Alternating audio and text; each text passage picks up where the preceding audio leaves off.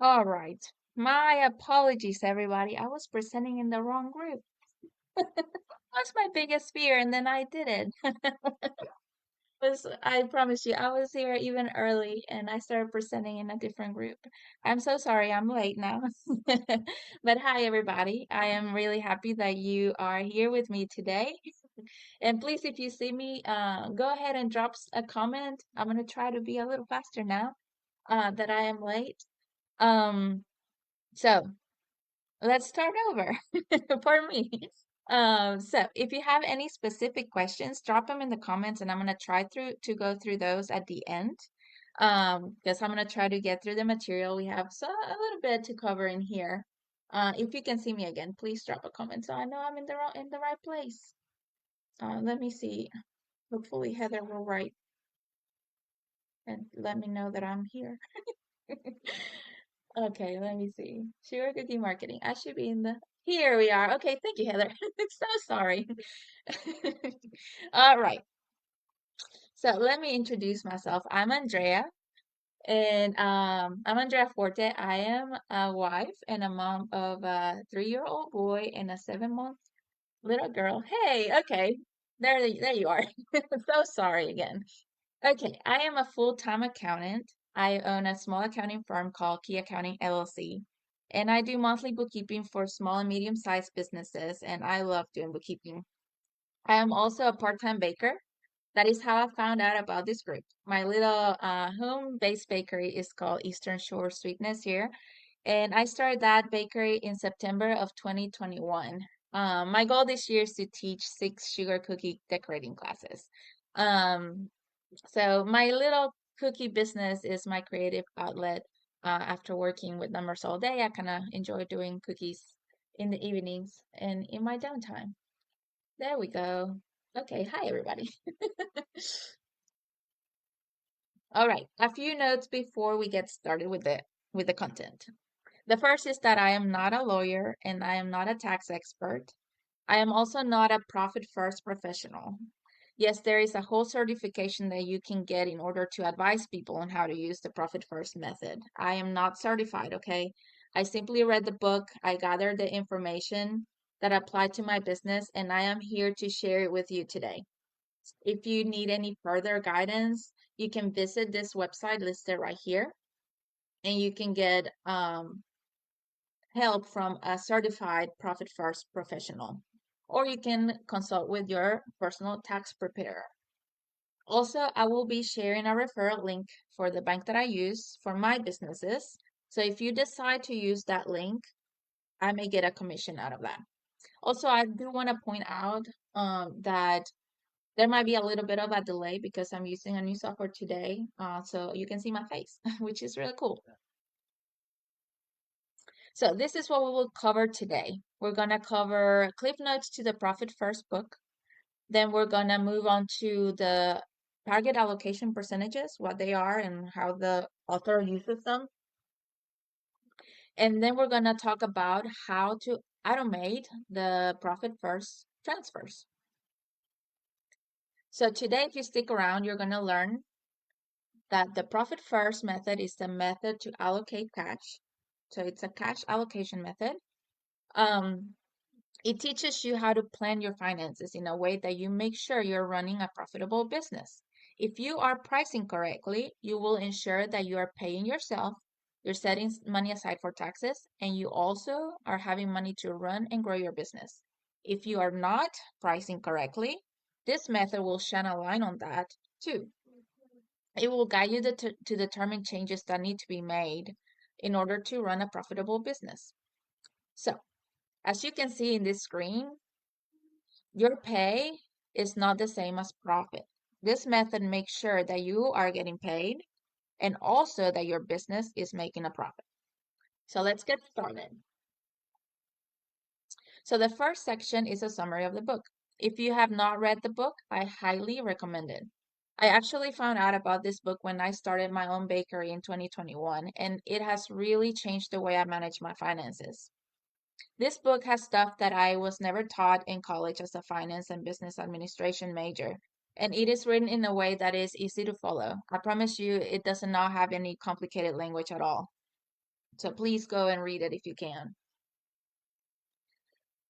So, this is the premise of the book, and I'll start with an example.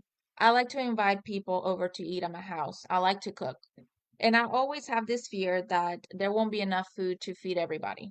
So I always think to myself, well, I just won't eat until everybody else has gotten their plate. And if there's anything left over, then I can have some, right? Does anybody else do that? We tend to treat our businesses the same way. We make sure that everybody gets paid first, and we make sure that we buy all the stuff for the business before we pay ourselves, or even before we save money to grow the business. The problem with this is that as money comes in, we have access to spend it, and we like to spend all of it. So we usually are left with just the scraps, if there's anything. That is the way that traditional accounting is setting us up to do. We receive money in the form of income, then we pay all the expenses, and if there's anything left over, profit, then we get paid. Isn't that exciting? The problem with this is we are not disciplined enough to not spend all of the money. The traditional formula allows us to use all the funds that are available to spend them all in other things other than us. One of my favorite examples the author gives in the book that illustrates this is just part of our natural tendency is the toothpaste example. Have you noticed that when you first buy a new tube of toothpaste, you are pretty generous with the amount of toothpaste you use? But as you get to the end of the tube, you start using less and less toothpaste every time that you brush your teeth, trying to make that little bit of toothpaste in the very end of the tube last as long as possible. Yeah, well, at least I do that, and I know that my husband does it too. I think it's kind of a game for us to see who surrenders first to get the next tube out. Anyway, even if you don't realize it, you do that with your money too. When money is plentiful, we are careless about how we spend the money. We are just super generous. We tend to go overboard with purchasing supplies, and we might splurge and buy things just with the thought of, well, I may need it someday, right? We just see the cash get deposited in the bank, and we are just ready to squeeze that tube generously. So, this is what led the author to come up with the idea of profit first. What if we take that exact same accounting formula, this one right here, and we just move the pieces around so that we take the profit first, and then with whatever is left over, we just operate our business? What if we get to be super generous with ourselves first and then leave the scraps to operate the business? Isn't that just genius? I mean, it is not rocket science. It's not very complicated. And you are probably familiar with this concept. It's similar to that envelope system that I think Dave Ramsey uses. I don't know if you're familiar with it, but basically what the envelope system says is that you set money aside for different things and you prioritize the ones that are the things that are important, like the mortgage or the food or the gas in your personal finances. Then you put that money into envelopes to keep yourself from spending the money on other things that were not planned. The profit first approach is similar to that. It's just a little better and a little bit different. So the first step that the author says to do in the book is to open the 5 foundational bank accounts. And yes, you just heard that right. It is 5 bank accounts. And if you're thinking, I am just going to create one bank account and then I'm going to split them into sub accounts in my accounting software, but I'm just going to have one physical account, it does not work that way. And I tried it and believe me, it doesn't work.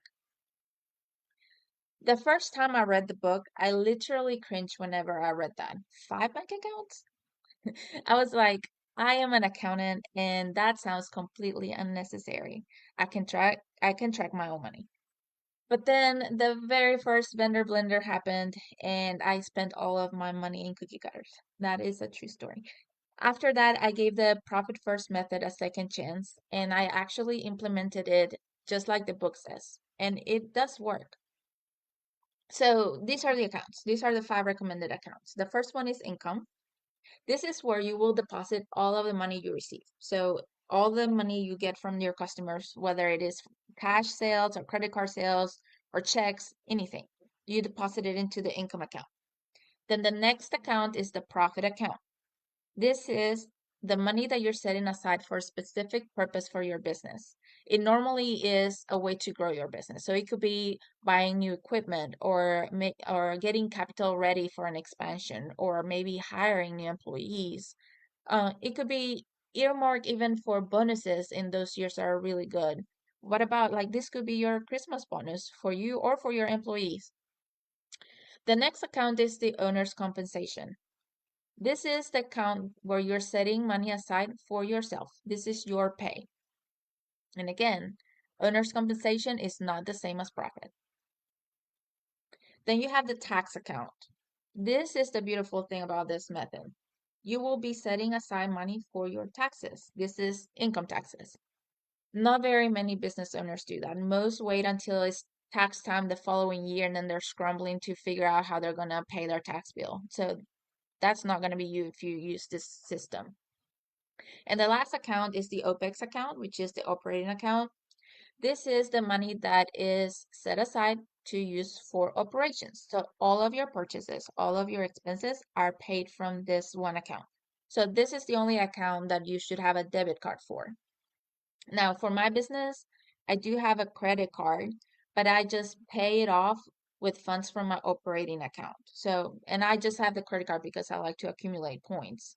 Then I just pay it off with the operating account. So the truth is that we tend to manage our finances based on cash available. If all the money is going in and out of the same account, it is very hard for us to determine how much money we have available for spending. We see something we want to buy, let's say it's a printer, we look at our bank account, and if there's money, we buy it. And if there's no money, then we don't buy it.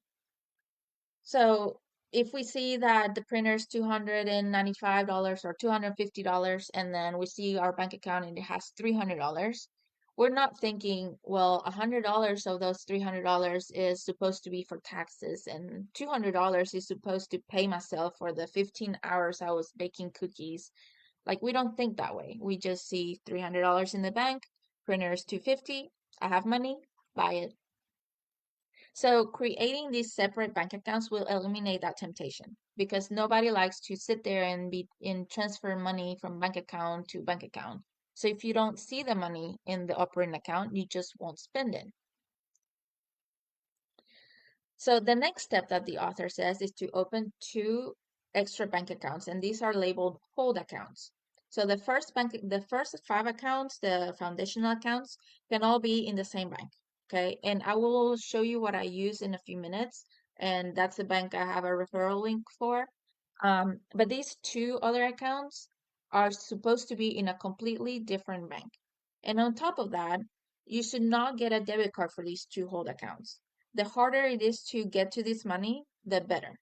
The point of these two accounts is to make it hard for you to spend this money because this money is not supposed to be spent for operations. One of them is to set aside your profit so you don't touch it until that big investment happens or until it is time for bonuses.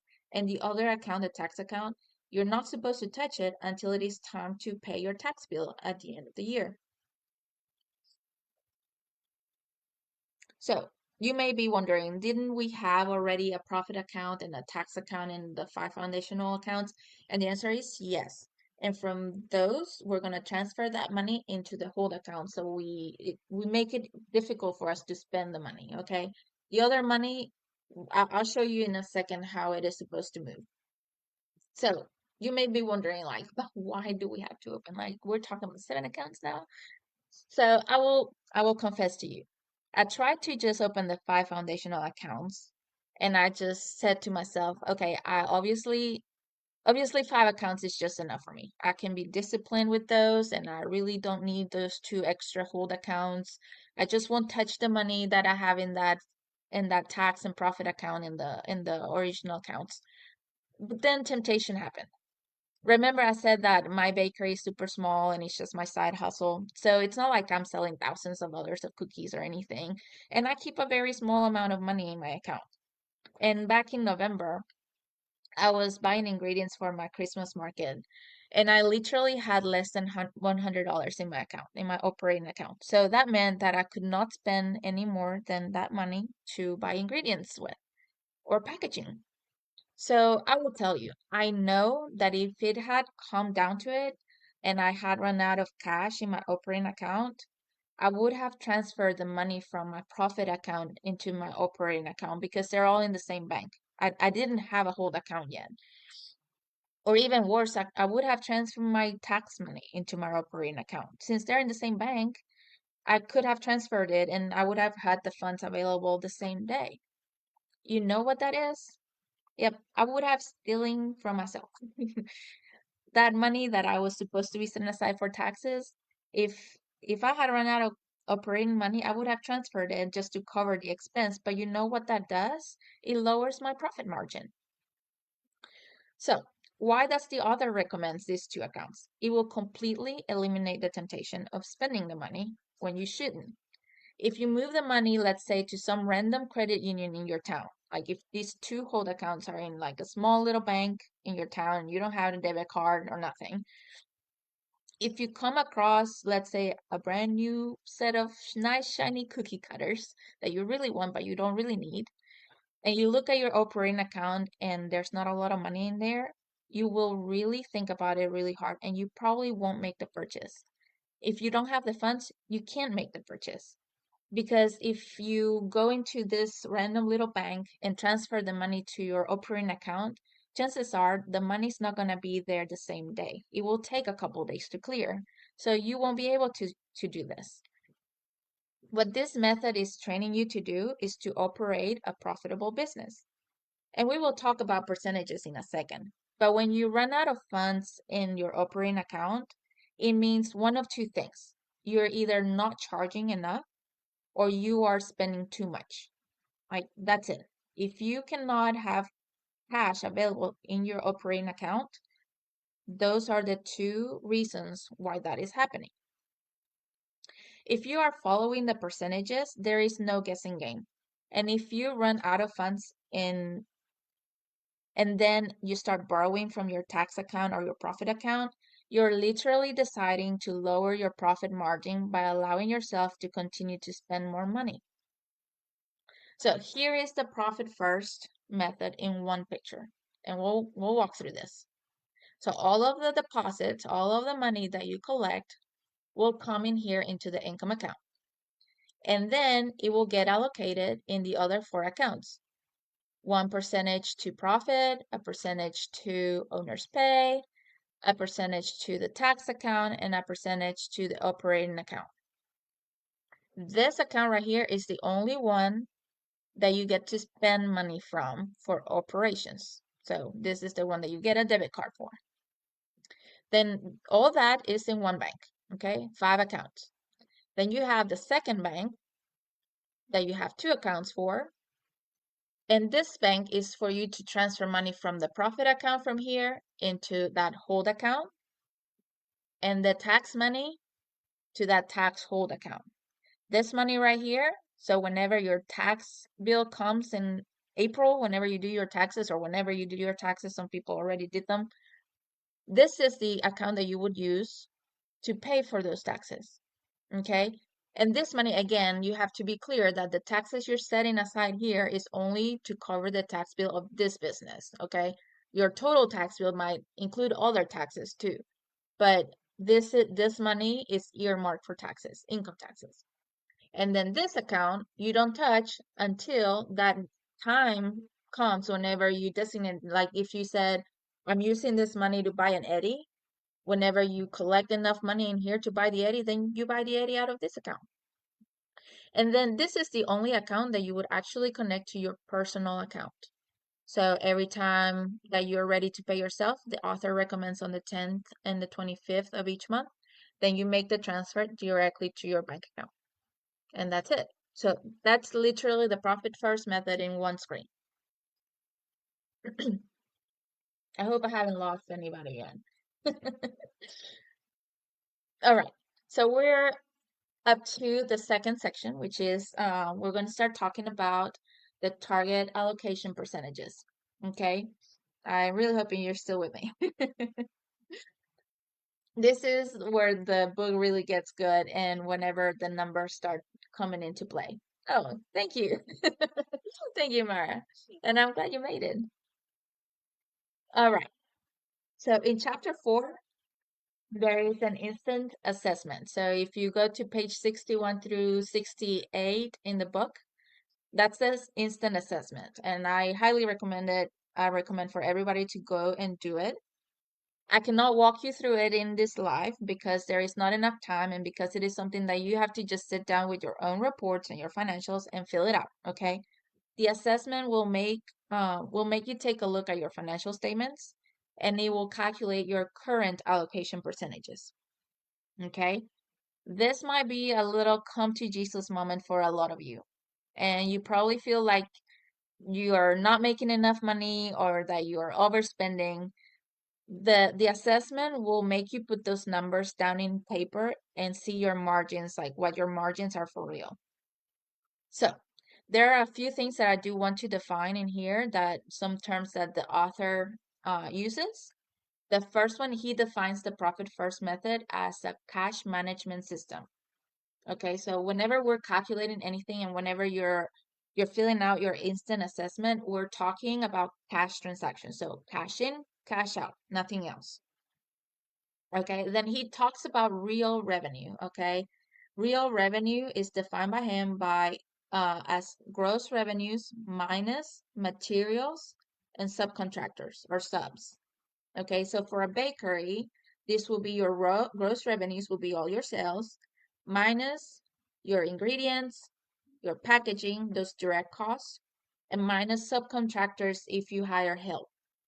Now, the author does say whenever you're doing your instant assessment, if you are unsure of what to put in the materials and subs box, just put a zero there. And in that case, if you put a zero there, then what you're saying is that your gross revenues is the same number as your real revenues, which is fine, just to make it easy to calculate this starting percentages. Those are your current allocation percentages. Okay, so your current allocation percentages is where your business is today before you do anything. Okay. Once you fill out that assessment, you will see what your current allocation percentages are. That's what it's done, like it's designed for you to calculate those percentages. So for a lot of you, like for example, your tax current allocation percentage might be a zero because you're not setting any money aside for taxes. And that's fine. Okay. You're just trying to see where you are today. The next thing is target allocation percentages. These are the target percentages that you want to reach. The author gives a suggestion, and we're going to talk about his suggestion for these targets based on business size. But really, you can use any target percentages that work for your business, okay? So this is one of those pages that I have bookmarked in the book. This is page 68. In this page, the author put together this chart, which shows the target allocation percentages for different size businesses. So here's the amount of real revenue across the top. And so this will be the percentages to use based on the size of your business. Now, you do not have to use these percentages. As you calculate your current percentages, you can come up with your own targets. However, this is a good place for you to start to give you an idea of how your distribution should look like and maybe set some goals for yourself. The idea is that as you receive money, you deposit the money in the bank, so that will be this right here. You would then distribute that cash among the other bank accounts we open based on these percentages. And he also says that the allocation should be done on the 10th and the 25th of each month. So twice a month. You basically just sit down and whatever money is sitting in your income account, you just transfer it over to the other bank accounts. And again, we can automate that and I'll show you how I do it. Remember, there's only a debit card for this account. This is the only one that you pay expenses from. And this is your pay. Okay, this is what you will transfer to your personal account.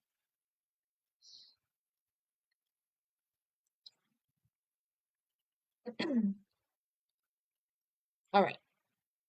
So if you look at the first column, these are the percentages he suggests for small businesses that are bringing less than $250,000 in real revenues per year. So if you're bringing in gross revenues or real revenues less than $250,000, then these are your target allocation percentages, or at least the ones that the author suggests for you.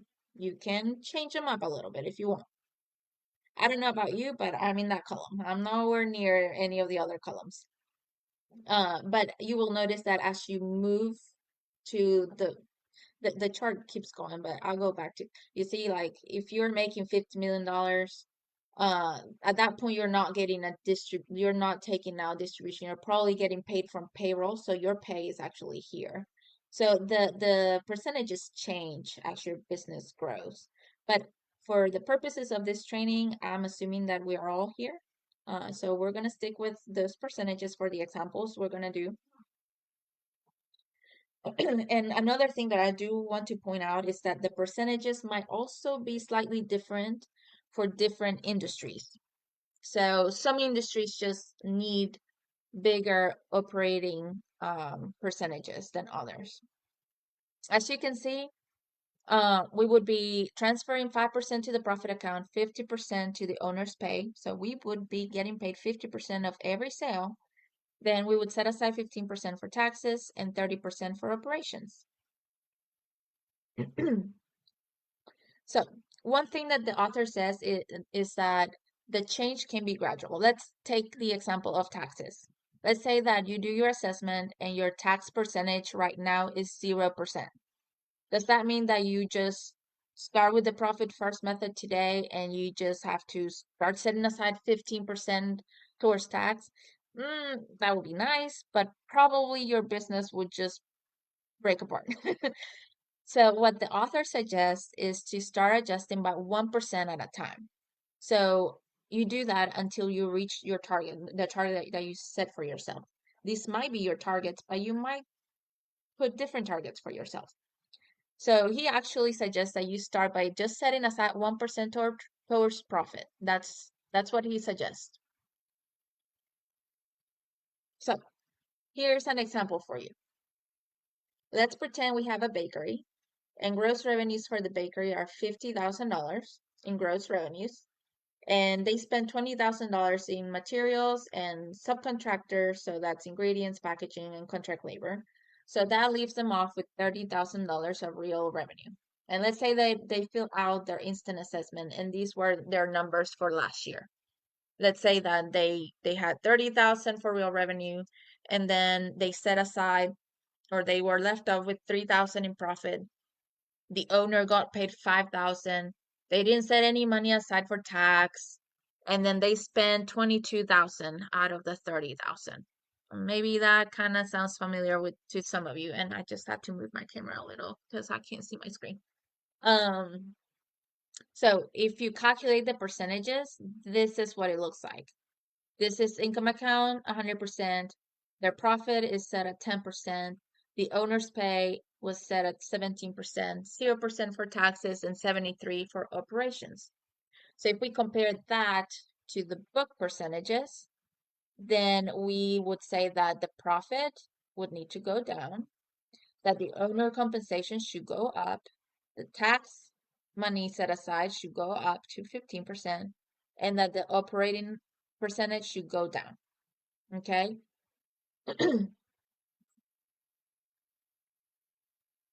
So now let's say that they implemented the profit first method for a year.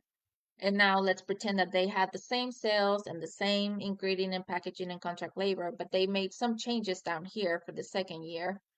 And so from the $30,000 in real revenue that they had, they just made a few adjustments. They just went down in their profit allocation to an 8% from 10. And they still have to go down a little more in the following year. Then the owner got paid a little more, so he went up from 17% to 25% this year. So we're still a little low, but we're moving towards that target. Then tax, we finally set some money aside. We set aside 8%. We still need to go up to 15, but we made progress. The prior year we set aside 0. And now in operations, we made some progress by spending only 59% instead of 73%. We still have to go a little lower in operating expenses, but we're gonna get there. You see, like we didn't automatically just move from our current allocations to the targets. You don't want to do that because that will totally break your business apart. But you kind of move towards the targets. I hope this illustrates that a little clearer than I thought the book was a little confusing that maybe. Um, and it could be that your targets for your business are these numbers. It could be. It could be that the owner doesn't really need to get paid 50%. Maybe with 25 he's just content. Maybe this is a little bitty side hustle where he just was looking to get $7,000 in pay. If that's the case, then this might be working just fine. Again, the targets, you set the targets for whatever works for you and your business. Now, I'm going to show two practical ways that I use the percentages for my own businesses. These are not really covered in the book, but these are just two examples of how I've taken the information from the book to apply them for my businesses and how I kind of teach my bookkeeping clients how to think about their businesses. Okay, so this is my own interpretation. So the first part is budgeting. So think about this. If we know what the percentages are, and if we know how much money we want to pay ourselves in a year from our business, like my side hustle, for example, I want to get paid $10,000 from my cookie business to bring to my family. So if I know that, then I can come up with a budget. Let me switch my screen real quick so I can show you that spreadsheet I created. Yeah, and I hope you can see it.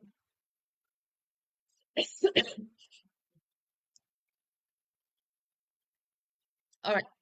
So okay, this is just my disclaimers. So the first step is to determine what size business I have. Okay. And my cookie business is here for sure. I'm under $250,000. And excuse the baby crying in the background. So here I chose letter A because I get less than $250,000 a year. My business is a small business. Then in the next step, I say I want to get paid $10,000. Okay, that's what I want to get paid out of this business. If I know those two things and I know my target percentages, then voila, here's a budget. If I get paid 50% from whatever comes in the business, then that means if I want to get paid 10, then I need to bring in 20. Okay? And these are the percentages from the book. But if you have different percentages, then just plug in your percentages in here, and that will give you the numbers that you would end up at the end of the year with if you know how much you want to get paid. And you can go even further by dividing those numbers divided by 12, and then you get the monthly numbers. And I know you're about to say, like, my business, I don't sell cookies every month, and definitely I don't sell the same amount every month. Well, this is just the starting point of a budget, and it's a way for to guide you how to build one. But let's say January is really slow, June is slow, and let's say that those months are 0. I would just zero out the revenues, but what that says is that you have to spread out that amount of revenues in the other months in order to reach that 20,000 in order to get paid 10. I hope that makes sense.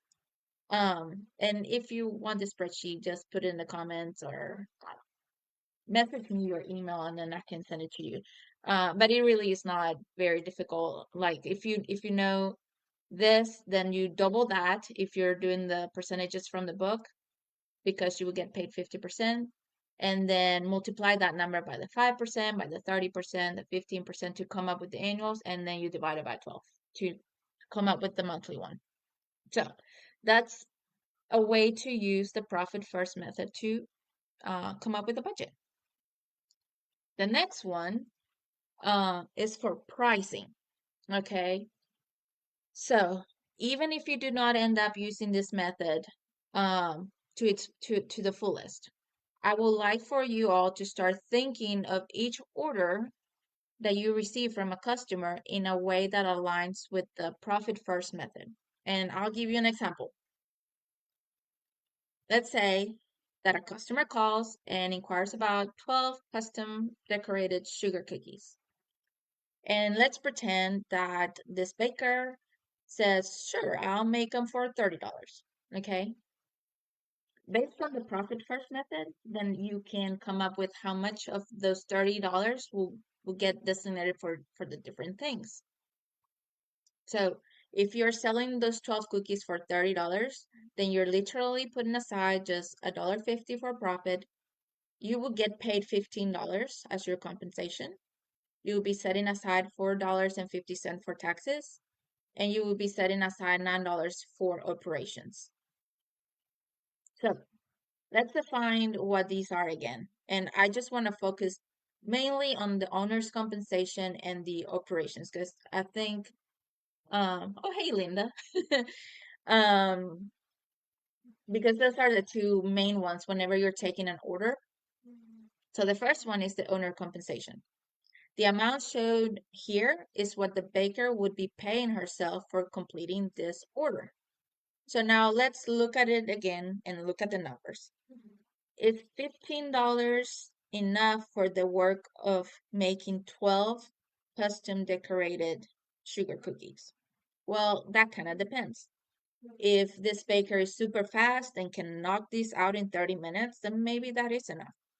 But if this set is gonna take you 6 hours, then that means that you will be making like $2.50 per hour. So that kind of helps you determine like your pricing, right? Because if you want to get paid more, then you probably need to price higher. Then the operating account. Those $9 right there should cover all of the ingredients, all of the packaging, plus a portion of all your operating expenses like your subscriptions, your marketing, your equipment, your education, your cookie cutters. So all of your overhead. So is $9 enough? Well, maybe. If this baker is so fast that she can produce 100 orders per month, and then if you multiply the hundred orders by $9, and you're making $900 in operations, then maybe it's enough. But if you're not working in high volumes, maybe $9 is not enough. In which case, the method would be shining a light on the issue and forcing this baker to increase her prices. So the way I do my business, I like to, oh, one thing I do want to point out, the taxes, before I forget. I This is one of the main questions I get. So is this tax number your sales tax amount? No, it's not. This is income tax, okay? And I don't want y'all to get confused, but if you do not know the difference, just put in the comments and I will reply my answer later. But sales tax is not the same as income tax. This number here is money you're setting aside for income taxes, which are normally due April 15, okay? Sales tax are paid every month in most states. So those sales tax amounts, you should be paying them out of the operating account. So what I like to do is whenever a customer inquires about an order, I think about how much I want to get paid for that work. I will look at how long it will take me to complete the order, and I will apply my hourly rate or the rate that I would pay someone for to do the work for me. And then I double that amount to come up with the price. Why? Because I get paid 50%. So if I want to get paid $30 for myself, then that means that the price of his order should be 60 or at least 60. If it's going to take me 6 hours to complete this order and my hourly wage is $10, I should be pricing this order at $120. Now I can see everybody being like, what? Nobody's gonna pay me $120 for 12 cookies. Well, to which I say you are probably right that there people are probably not gonna pay $100, $120, but I have seen people pay that. So then that's when you have to evaluate if it is even worth offering some products or evaluate if there are ways to increase your efficiency so that it doesn't take you 6 hours to complete the order. So this is just food for thought. Is one of the ways that I kind of use the system whenever I'm pricing. So now this is the fun part. This is the last section of the presentation, and I am happy that you made it here. There's not very many people watching, but that's okay. So as you can see, like all these looks really nice and all, but who on earth wants to sit down twice a month to be transferring money from one bank account to another, like multiplying all these numbers and these allocation percentages? Like it's crazy, isn't it? So that was the greatest downfall of the method. It just takes a lot of discipline to actually do this every month, twice a month. We all have so many things to do already, and the last thing that we want to do is multiply deposits every month and distribute them into all of the bank accounts. And on top of that, it is very hard to find a bank that will allow you to open 5 bank accounts, not just one, and then to allow you to have a zero balance in one of them, right? So it was just not practical at all until the author of the book partnered with Relay. So, if you have not heard about Relay, then I am really excited to share this with you today. I found out about Relay through the bookkeeping community. As you know, I am a full-time bookkeeper and I also hang out in a lot of bookkeeping groups. They're kind of like sugar cookie marketing, but not as fun. It's just a bunch of nerds just getting excited about numbers.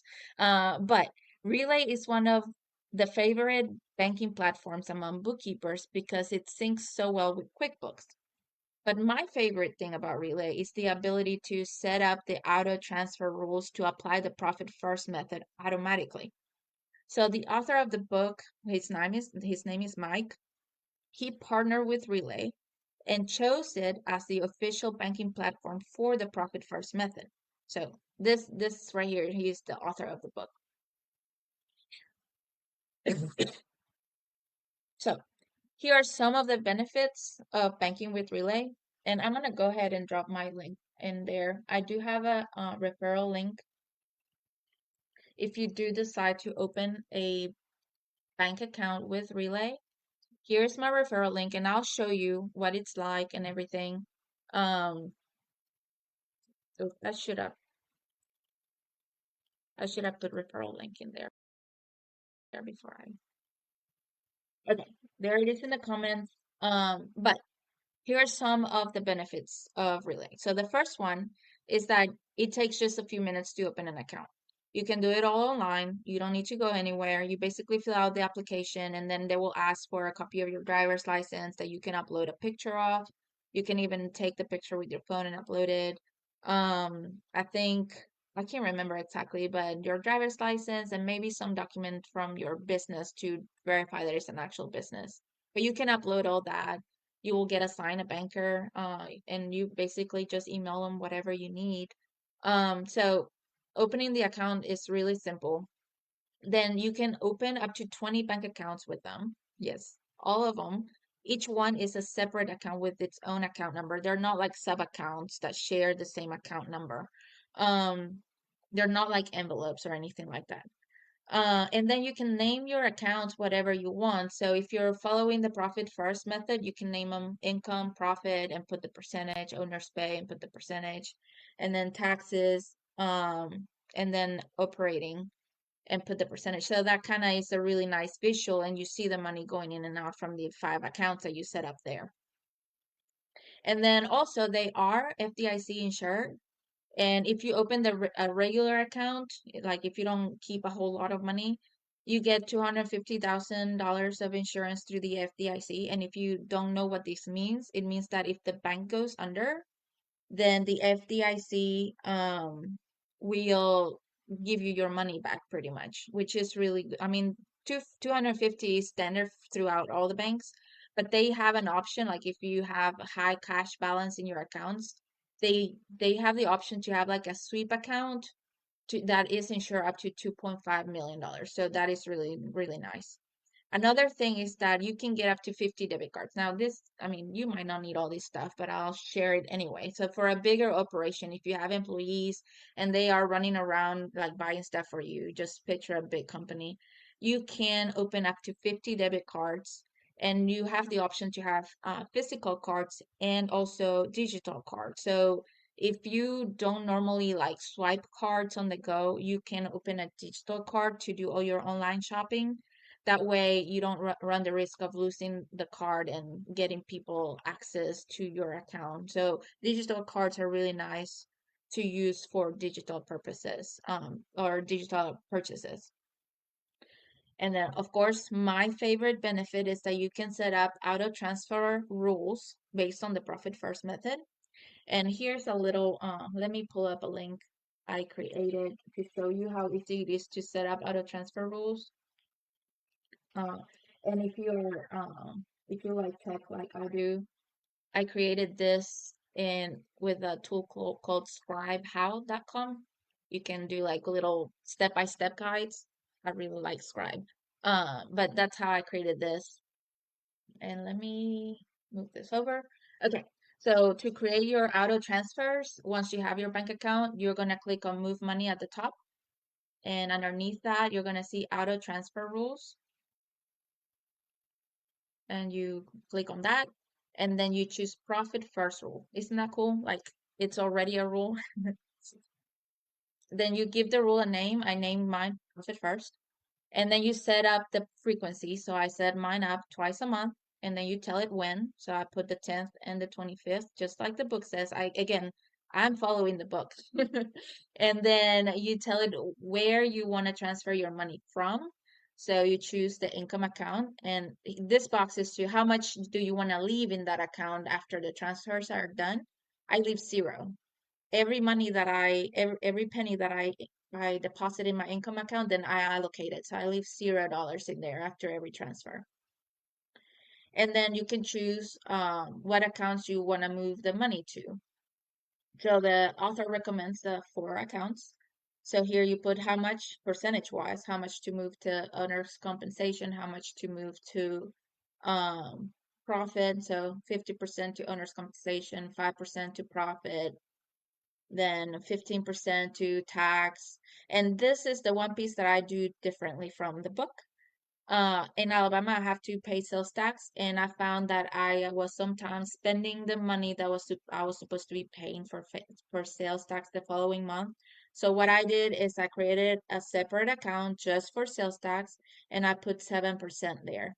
So I used 23% for operations and then 7% for sales tax. And then you just create the rule, and that's it. After you do this, then automatically your money will move on the 10th and the 25th of each month. And then what I do is I go in and I transfer whatever money is in the owner's pay account.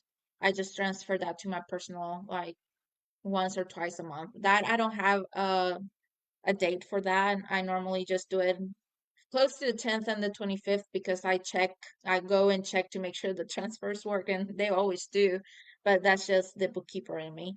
But I go and transfer my cash, and then I do the transfer for the tax hold and the profit hold. I transfer that to the second bank.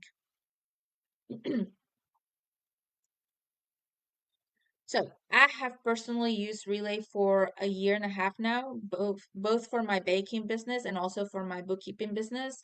And I've been training some of my bookkeeping clients to do the same. I also obtained my certification to become a banking partner with them, with Relay. So one thing I like to tell people is that you can keep your local bank too. You don't have to switch 100%. And for my baking business, as an example, I kept my local bank for cash deposits because I do try to get all of my orders paid in advance through credit card. I use Square to collect payment, but every so often I'll do a market. Like I did two last year, and people, sorry. Okay, I'll answer your question in a minute, actually. Um, so if people pay me in cash at markets, which people do, then I bring that cash to my local bank. I deposit it there, and then I just transfer it to my income account in Relay. Now my local bank, they require me to keep $200 as a balance at all times in order to not charge me a fee. So I just leave the $200 in my local bank just to keep them happy, I guess. And then I transfer the rest to my Relay account, to the income account. So then it gets automatically allocated. Actually, the transfers, you set them up in Relay. Scribe is just a tool that I use to create that step by step, so I didn't have to show you my actual bank account because I didn't find a way to kind of show you how to set them up without like putting my numbers out there. But Scribe is just step by step tool to create like screenshots. So, um okay. Another feature that they do offer, and it is free, is the ability to send payments to vendors or subcontractors via ACH or checks or wire transfers. So if you hire people and you pay them, usually like through Sale or Venmo or Cash App, all these crazy apps, you can actually stop doing that and use Relay to send the payments. And what is nice about it is that everything will be recorded with their names and everything attached to the payment. Unlike Venmo, sometimes you don't have the full name of the person; you just have their Venmo user. Um, so the other nice thing about sending payments through Relay is that you can make it required for people to fill out a W-9 in order to get paid.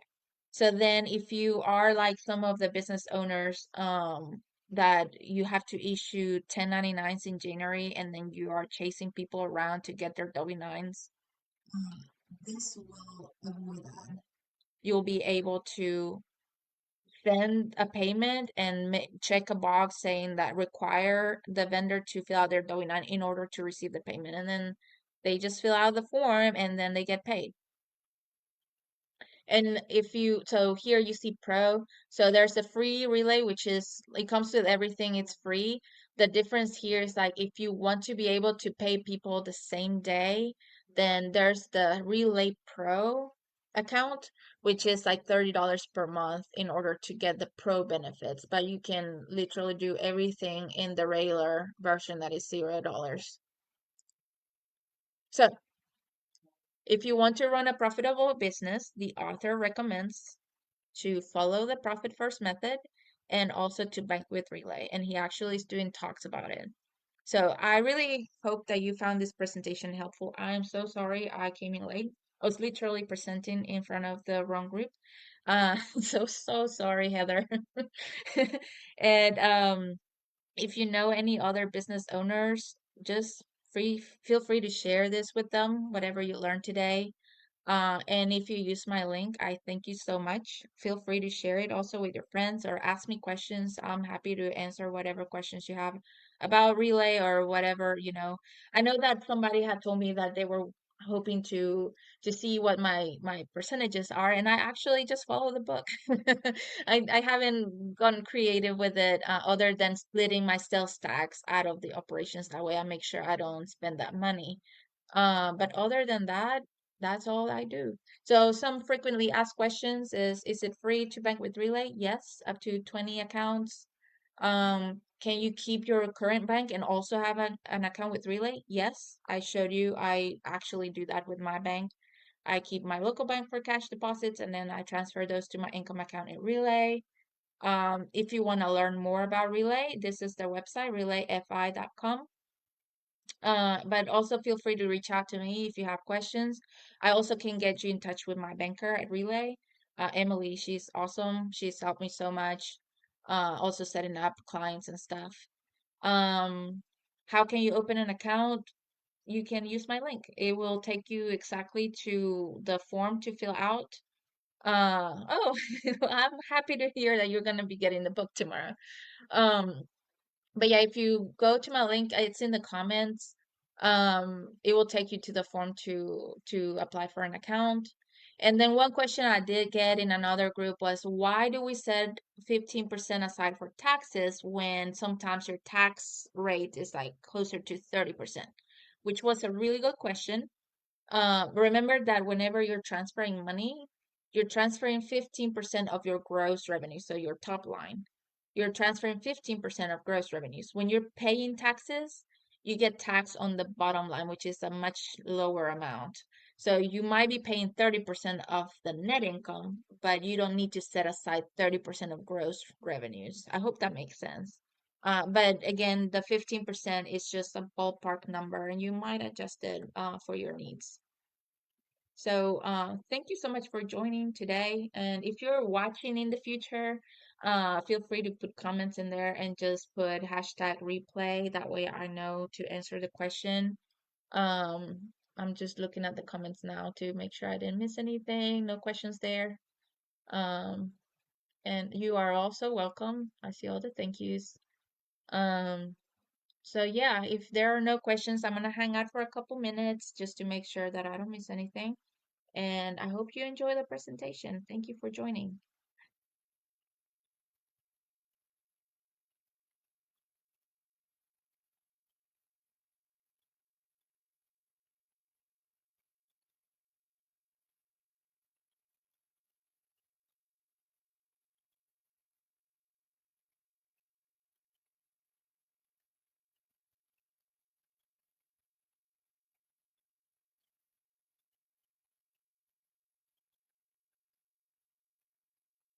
All right, this one question, I'm just going to answer it since I'm still here. Letitia asked, since you have used the system, have you seen a difference in your profits or other impacts in your business? Yes, the biggest impact is that I know how much money I have to actually spend to make sure that I'm paying myself and like covering taxes and everything. Before, whenever all the money was in one bank account, I was just, it was free for all, like the money was there, I would spend it. And then whenever I run the numbers after my first year in business, I realized that, it was a loss. And not only did I not pay myself, but I also lost money for the business and I didn't set any money aside for taxes, which was okay that year because I didn't owe taxes since I lost money. But and again, it's normal in the first year, but after the second year, that's when I found out about the system.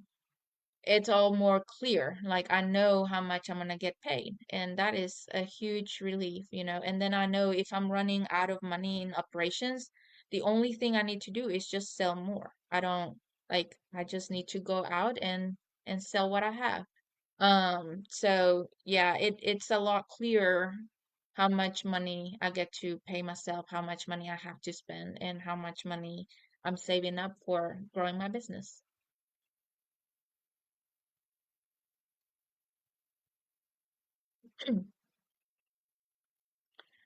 Mary Lynn is asking, are the percentages different for new business versus established business? I personally think that the percentages the author gave are pretty spot on, in my opinion. And again, he's basing them on surveys he did throughout the country for profitable businesses already. So I kind of trusted in his guidance and I just went with those. Now, as your company grows, I don't know if that's what you mean by established, meaning you're bringing more sales. But he put the line at $250,000. He said if you're making more than that, then you move to different percentages. And if you look at page 68 in the book, or maybe I can scroll back to let me see the screen where the percentages are. Um, sorry, I have to go back to let me see it. Page 68. Here.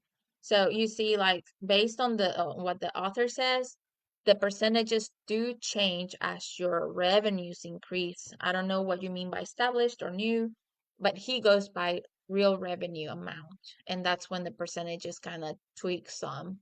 But here you can see once you cross the $250,000 threshold, then you're saving more, and he explains this in the book why he makes this difference, like why he increased the profit amount or why he decreased the owner pay. And basically it's because normally whenever you're crossing here from here to here, you really need that profit, that capital set aside in order to expand and hire more personnel or open new locations or things like that. And here, like as you get more revenues, now you're talking 20% of $1 million. Like normally that's enough. As owner compensation. Here you're getting 50% of 250. So that kind of evens out. So he explains that in the business, and yes, the percentages change as your business grows a little. Um,